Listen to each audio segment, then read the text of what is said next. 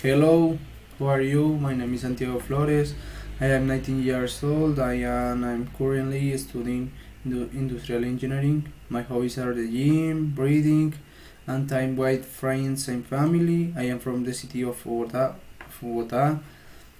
and I am a part of the group 178 of the English course.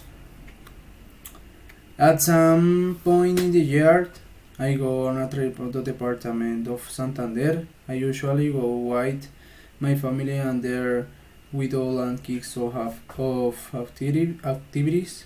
The first days are dedicated to visits family reunions. Then we will visit new places such as caves, hills, all kind of natural attractions.